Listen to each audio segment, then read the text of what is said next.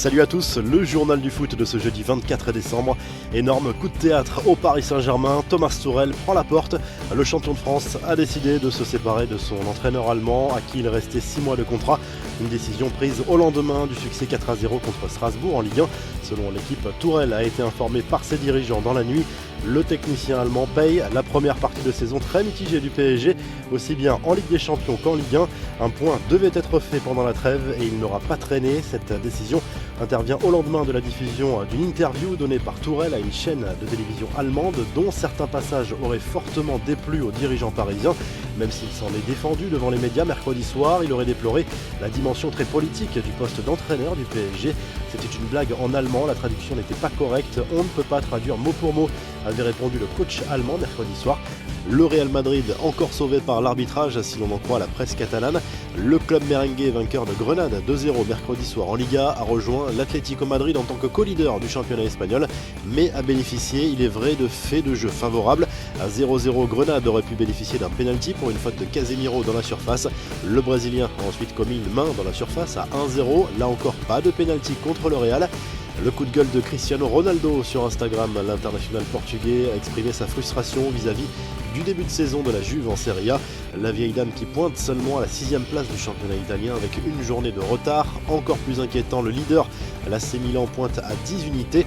Nous avons clôturé nos matchs prévus pour 2020, une année spéciale à bien des égards, des stades vides, des protocoles Covid, des matchs reportés, de longs arrêts et un calendrier serré. Mais ce n'est pas une excuse pour quoi que ce soit. Nous savons que nous devons donner plus de nous-mêmes.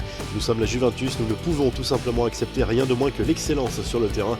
J'espère que ce court arrêt pourra nous aider à revenir plus fort et plus unis que jamais, a écrit la star de la Juve. Les infos en bref, Christian Eriksen et l'Inter Milan, c'est bientôt fini. L'international danois va quitter les Nerazzurri dès cet hiver, à en croire les propos de son directeur sportif, Giuseppe Marotta. Plusieurs clubs sont sur le coup, à commencer par le PSG qui envisage un prêt payant avec option d'achat. Les abonnés de Téléfoot vont devoir patienter. La chaîne lancée l'été dernier, propriété de Mediapro, va bientôt cesser d'émettre. Se pose alors la question du remboursement. La chaîne du groupe espagnol ne prévoit pour le moment de rembourser que ses abonnés dits over the top qui ont payé d'avance un an d'abonnement mais pas les autres. Le message de soutien sur Twitter de Kylian Mbappé qui a réagi au meurtre des 3 gendarmes dans le Puy-de-Dôme mercredi matin. L'attaquant du PSG a écrit un message de soutien aux victimes et à leurs familles. Le champion du monde a pris pour habitude de s'engager sur les réseaux sociaux pour dénoncer les violences, quelles qu'elles soient. En Espagne, l'attaquant basque de l'Athletic Bilbao, Iñaki Williams, s'est offert un record assez dingue. Il a disputé les 172 dernières rencontres de son équipe en Liga et dépasse le légendaire Alfredo Di Stefano qui n'avait pas manqué un match avec le Real Madrid entre 1953 et 1959. En Serie A, c'est Gennaro Gattuso qui s'est fait remarquer sur son banc de touche avec son cache-œil de pirate lors de la rencontre face au Torino. L'Italien a expliqué qu'il souffrait d'une maladie qui touche les muscles des yeux et cause des troubles de la vision. La revue de presse, le journal L'Équipe consacre sa une à Raymond Domenech qui va probablement devenir le prochain entraîneur du FC Nantes.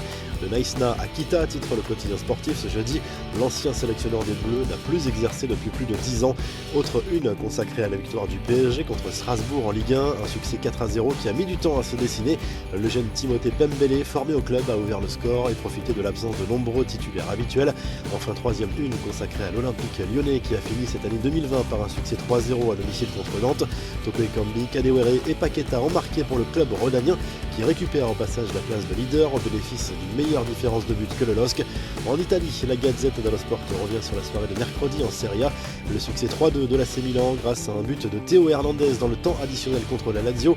L'Inter Milan, vainqueur 2-1 à Vérone, s'accroche. Naples et l'Atalanta ont été accrochés.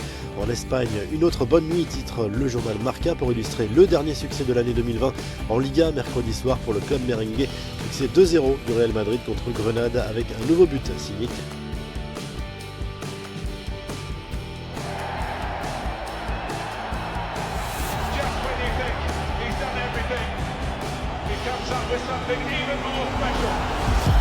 You are watching possibly the greatest footballer ever at the absolute peak of his powers. None more respected on and off the pitch.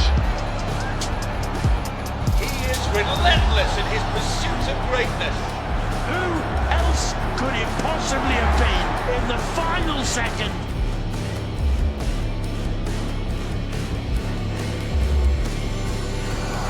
Now know there's only one king. Leo Messi!